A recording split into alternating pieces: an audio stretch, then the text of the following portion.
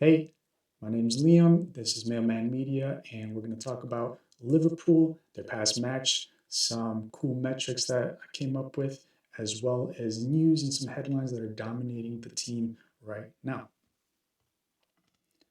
First, again, welcome. This is Thursday. It's a data dive. Usually, I'm trying to do this on Wednesday, but I ended up spending so much time in the prep yesterday that it spilled over into Thursday. So maybe it'll be a Thursday thing. Maybe it'll just be a Wednesday thing. Who knows? Again, this match against Liverpool, I don't know if people are really grasping how big it was, not only because of the Mo Salah situation and whether or not it shows that we need him or not, and whether he's bringing the team down, or we know he's a phenomenal player and an asset, but what does that mean or look like right now? On top of that, the fact that Liverpool beat Inter Milan at the San Siro after, I believe it was 18 matches and 0 defeats. It wasn't a draw, it was a win, which hadn't been done in 3 years. That is crazy. And it's not getting enough attention because there's so many other headlines. But we'll talk about that. So, again, welcome. I'm going to introduce some of the Mailman Media metrics, the Inter Milan breakdown, and that's going to be a little bit, storyline, but also some tactical stuff that I thought was pretty cool as well. I learned a little bit, one by watching some other videos, but just seeing how Arne tweaked his approach and his strategy. We're going to talk about the Mo Salah situation. Mo Salah, Mo problems, as they say. No, they don't say that. I'm just kidding. We love Mo. This is not a good situation. The Isak problem, if it is a problem at all, is its integration into the strategy, the culture, the manager's vision for him. Does the player have the nerves? What's going on? And as well as the depth of the Liverpool squad. I believe it is an issue right now. As injuries start to work, we've already, okay, let me back up. We've already seen tactical problems. We've seen leaks in culture and chemistry, but if we start piling on injuries, then we know it's going to be a struggle. We saw this when Liverpool had to play Chelsea. I forgot which cup final it was, with Klopp's kids because of all the injuries that had piled up. And Arne Slot has been lucky where that's not been an issue in his tenure, but it's a little bit of an issue now. And there are things like Harvey Elliott out on loan where he's not getting playing time with Aston Villa. So is he someone that they bring back early and reintegrate him into the squad? Then I've got some questions for you, the viewer. I want to know exactly, how are you feeling about this, this myriad of storylines? This is not typically a team that is filled with drama, but this year it really is. Okay. Just a quick rundown, and you can pause it here if you want to read some of this stuff. I'm going to move my camera out it's actually not in the way for that.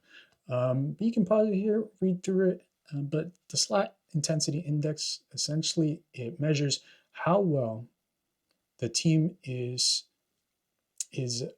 executing Slot's strategy, his vision, his development plan, right? All these things that Arne Slot has in his mind, and he sees Liverpool executing. It's either one on that end. It's a 1 to 10 scale. One, it's not working at all. They're doing poorly, and vision is here, and execution is there. 10 is it's being executed perfectly. Slot ball is in full effect. So let's say that this past match was a 7.6 against Inter Milan. Above average, not perfect, but well enough to get the win, as well as fit within the realm of what was intended and expected. Next is the Isak integration score, how well he's integrating into Liverpool's system. And I'm using metrics like, how many touches he's getting inside, outside the box, how many passes, what does his off-ball movement look like, and then ultimately his finishing, again, on a 1 to 10 scale. There's the Florian Wirtz Watch Index. One of the bigger storylines with him is his adaptability to English football. I don't really see it as much as, oh, it's too physical, it's too this, it's too that. It's been the whole drama of Liverpool not playing up to expectations this year, and it's going to be hard for him to be successful if the whole team is in shambles at the moment. We're seeing hopefully a little bit of progress that is leading to even more progress, but in my opinion, it's not really the physicality of the league. It's the overall performance of the squad and the cohesion. But physicality does have something to do with it. I just don't think it's as significant as people are making it out to be. So this measures, it's a combination of his dribbling, his work rate, creativity. So how many big chances has he created? And then, has he made any match-defining moments in those 90 minutes? Things like goals, assists, big chances. Some of these are not subjective, but they're a combination of a couple different metrics. Squad depth. So this is how much of a player load does each player have to take on at that moment or during that match. So think of it kind of as a ratio. One player, you want him to take on a load of one player at most. You don't want him having to take on the responsibility or load of another player. And we've kind of seen Virgil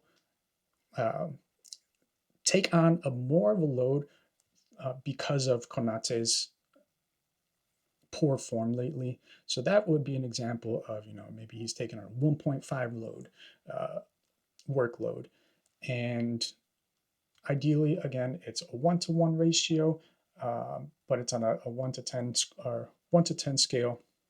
But ideally, it's on a 1-to-1 ratio or less. You want to, if you have the workload of less than one person, that means everyone's performing at a higher level, that everyone feels like their job is easier. One of the big storylines on his slot and the hot seat. So it's basically, how safe is his job versus, all the way until he's going to get sacked any moment now. Okay, those are all of our metrics.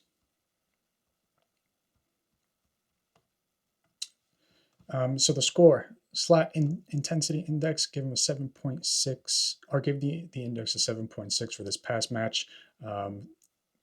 This what we saw was what Arne slot system is supposed to look like when people perform with what they're expected, as well as getting the expected outcome.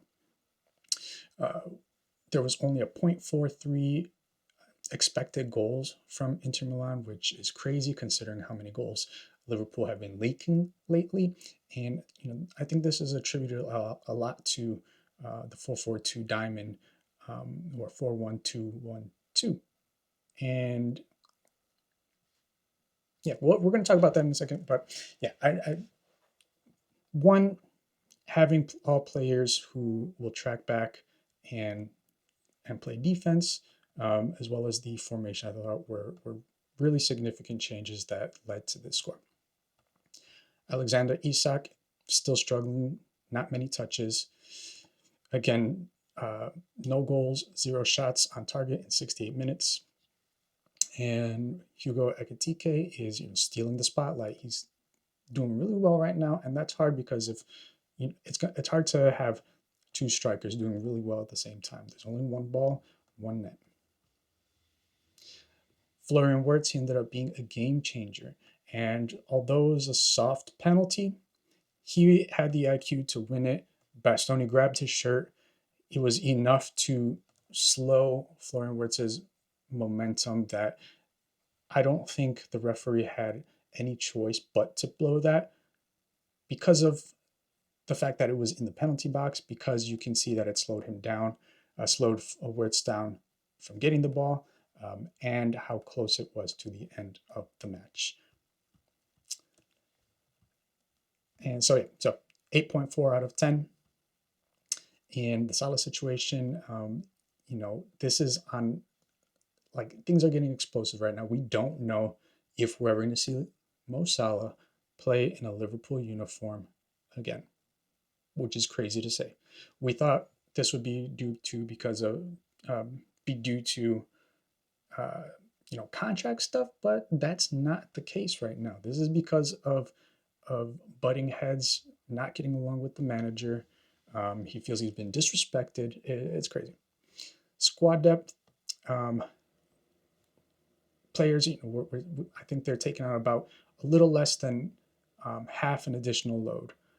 So like I said, Virgil, he's taking on a little more load because Konate is not performing well. So he has to perform his duties and keep an eye out and his mind in attention for what Konate might not be able to pick up himself.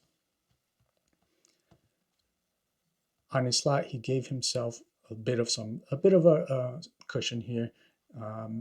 He was closer to this critical area, on the verge of being sacked, but he bought himself some time, and I think he showed a lot of resilience by getting the buy-in of the players to perform at the level that they did. Because say he has the greatest strategy, but the players, they don't care, they don't like him, he's lost the dressing room, then the strategy would not have mattered.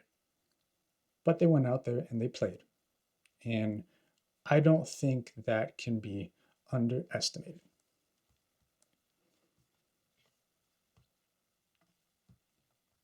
Okay. With Inter Milan, again, Szoboszlai, he put the penalty into the back of the net. Let's get a quick look at that really quick. Beauty. Well executed. He takes penalties for Hungary as well, so we know that he's well equipped. But he's also just been the best player on Liverpool's squad this year. He has been playing captain-worthy material. Do you agree? Disagree? I believe he has a tattoo of a Steven Gerrard quote on his arm, and he's been a Liverpool fan for quite some time. So if he can become captain, I think it would be well deserved, but also a pretty darn cool storyline. The XG, we've been leaking goals left and right, and that is no secret. So for us to have a less than half an expected goal this match is pretty crazy. Possession, I've seen a few different sources say it was closer to 50-50, but Liverpool, they barely had any possession in that first half. But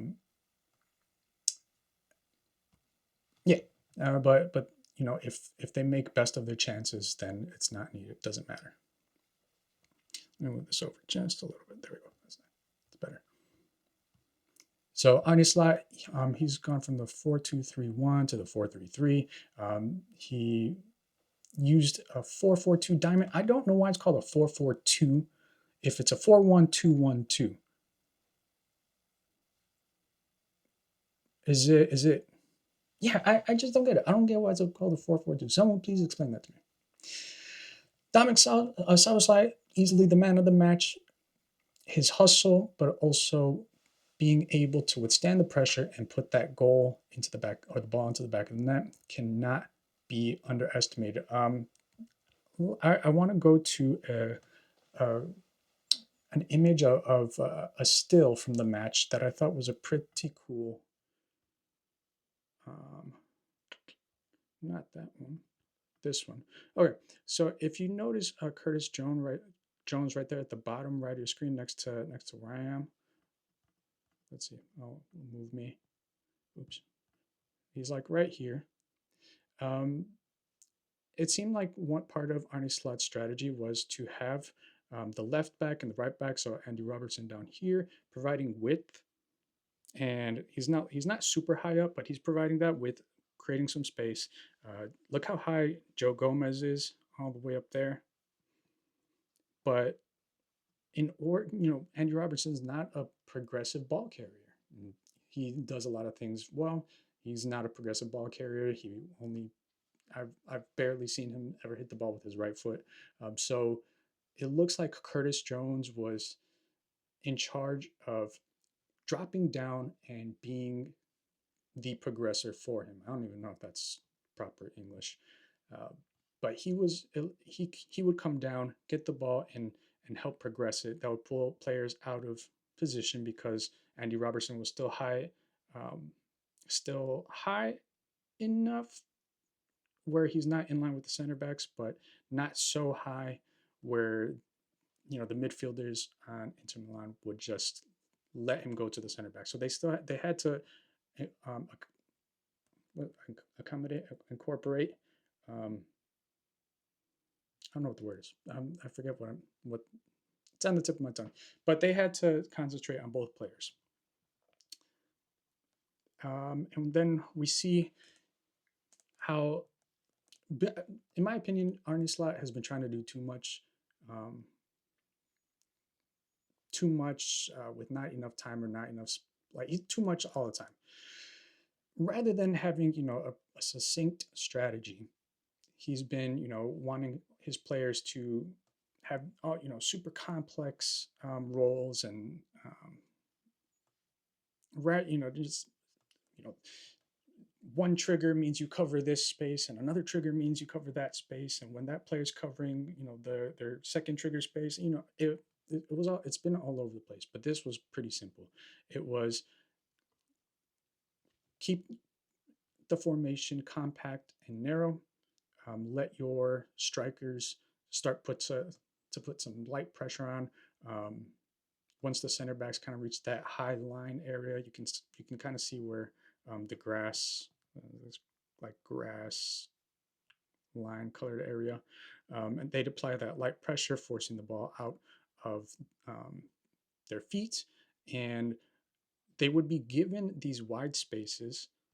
Like over here, they'd be given those wide spaces, and the trade-off is you get to stay compact and protect the middle. Before, it's been Ryan Gravenberch and Alexis McAllister, where they'd be easily overloaded and the ball would just slip through each time. Here's a kind of a different look. So like I was saying, it looked like, oops.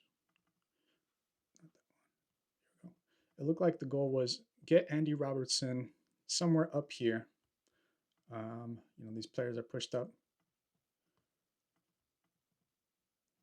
It was actually more of a, these players are pushed up. I want to say he usually had like 4 players pressing Inter Milan's back line. I could be wrong. Someone please correct me if that's the case.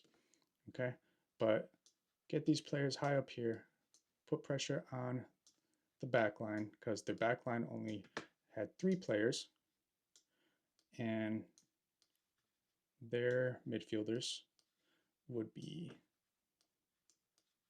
in between them here. Strikers pressing up here. Can't remember if it was wide or not. But yeah, the idea is that Curtis Jones, he could step into, oops. Yeah, he could drop into this space. So Andy Robertson doesn't have to possess the ball. It means that these players have to make a decision. Who are they going to focus on? He's moving around. Obviously, then that leaves Ryan open. It leaves McAllister open for this little triangle in the middle. And if either they're too spread open like this, then it leaves a direct path, right, to these players. All right. Oops. So I thought that was pretty darn cool.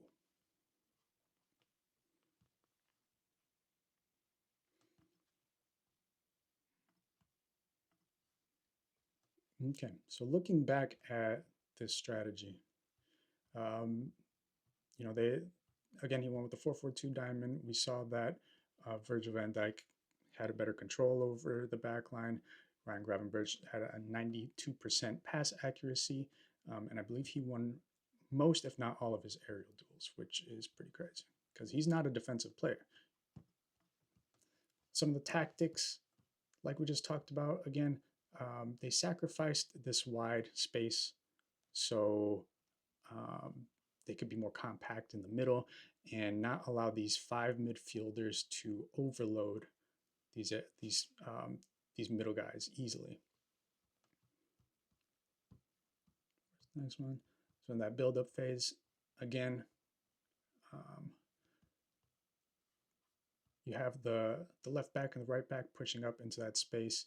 It was more of a trade-off between Curtis Jones. I don't know why that says McAllister. Actually, no, this is correct. All right, so it was a trade-off between these 4 guys who would get the ball, and it allowed them to rotate. And then if these guys, it should be something different. But if these guys ended up either pinching or going too wide or not going after their guy, then it left a straight pass up to the strikers. We knew that Inter, or we didn't know, but the low block has been pretty effective against Liverpool, so I wasn't surprised when they implemented it. But they managed to find a way to keep pulling their players out of position with these rotating mids. Florian Wirtz, when he came in as that attacking mid, he did really, really well. He plays the same role, I think, as Nicolo Barella on Inter Milan, where he's free roaming, and when you have a free roaming player, then it drags defensive players out of position, and I think that's just when he's the strongest.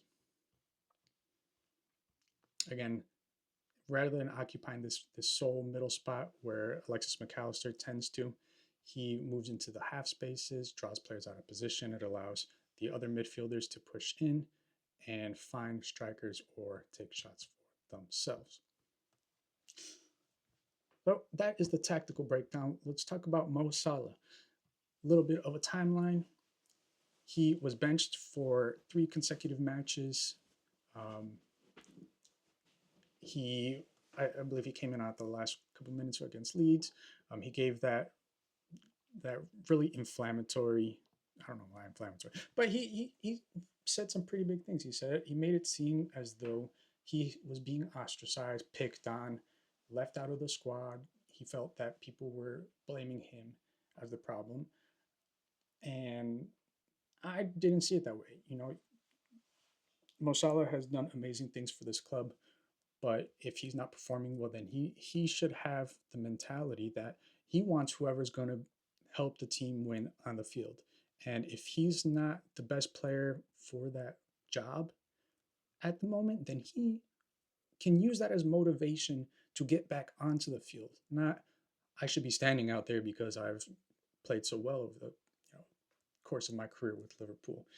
That wouldn't work for, I don't know, for any other job. I love Mo. I hope he finishes the season. Hope he finishes his career. But I think he was in the wrong. And I don't know if he knows that yet. He didn't even go to Italy with the squad. That was pretty crazy. He's not sick. I know he's going to AFCON, but still, we have the match against Brighton. That will be it'll be telling. He says that there's no relationship between him and Slot. And Slot's comment where he's like, does the player think he made a mistake? That's his way, in my opinion, that's his way of saying that, did Mo Salah realize that he's wrong? Does he know that, Slot's saying, I wasn't wrong, I know the player's wrong, but he needs to realize that he's made a mistake in order for there to be any repair. Jamie Carragher, he's been a little all over the place with his opinions, but we know that he gets paid for them and he gets paid to deliver a certain opinion. So you can't take it at face value. And And again, Allison, a senior player on the team, um, able to put the action and consequence into context. Mo Salah coming out and speaking the way he did, putting the club's dirty laundry out there. The consequence was that he did not get to play. And Mo Salah, yeah, you can kind of understand where he comes from. This is probably, for someone who loves football, this is the greatest job in the world. You get to play an amazing game that you love for money with great players, travel the world, and live a pretty awesome lifestyle to accompany when you're not under the intense grueling schedule of being a footballer. And even then, if you're someone who loves training, then that part is great too. He has the greatest job in the world. So when he's not playing, I can understand why he'd react that way. But to go directly to the media as if it was his journal or his diary, that's not the way to handle it.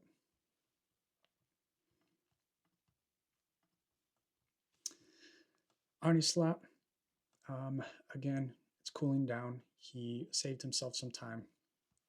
Some of the positives and negatives that he's got going. Uh, Again, that was the first win in San Siro for 3 years with a Liverpool team that is objectively struggling internally, externally, performance-wise, mentality, culture, and they showed a lot of good strong mentality by persevering through their struggles to perform for this match. But overall, it's been a struggle. They're still not in the top four like they should be. The fact that Mo Salah says that he doesn't have a relationship with the manager and threw his team under the bus, some might say that that is a direct result of the manager not commanding the respect of his players. And maybe that's the case. I can't see it too much. Mo Salah is a big player, big ego, a lot of accomplishments. So I don't know if how many managers would be able to come in and command Mo Salah's respect and um, where he wouldn't do that. I can't think of many other managers that he would not have done this to, unless we're talking about Pep Guardiola, Sir Alex Ferguson, Arsene Wenger, maybe Simeone, but who knows? So we think that Arne Slot, he's bought himself some time. Oh, where'd that go?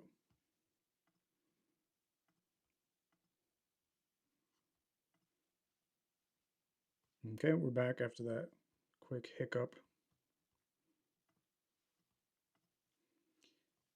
The player that broke the British transfer record has still not clicked. We know what he can do in the Premier League. We know what he can do in the Champions League. We know he's an amazing player, but he still has not clicked. This is more of an integration issue and strategy and learning how to incorporate it. Hugo Ekitike, Florian Wirtz, the loss of Trent, the lack of a true number 6, a backline that's struggling with Konate's head already in Madrid. And I don't believe for a second that they're pulling out of that deal. They're just acting, they're acting like they're not interested. That way his stock goes down a little bit. And then as soon as he gets back into good form and is consistent, then they'll be there to scoop him up. And Konate will likely just jump ship as soon as he can. I don't believe for a second that they're out of the race.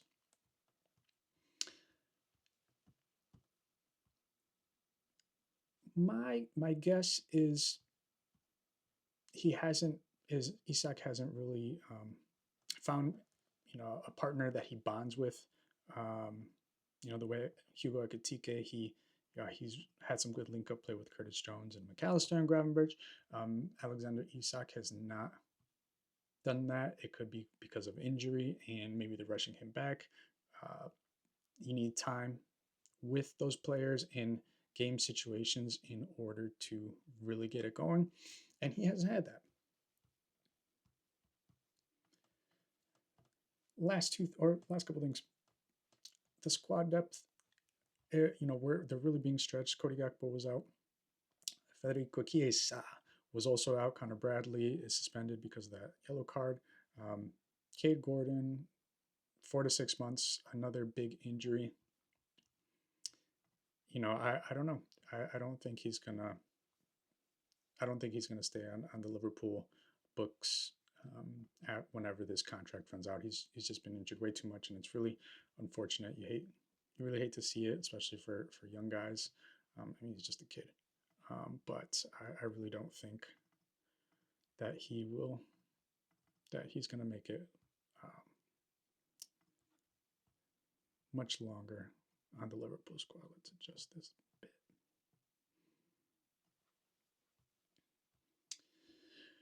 All right. Yeah. A couple of things that I think are indicative of our squad depth issues. Squad depth being an issue is the quality between starters and backups is pretty significant, as well as can they cover the same positions, the variety of positions that the starters can.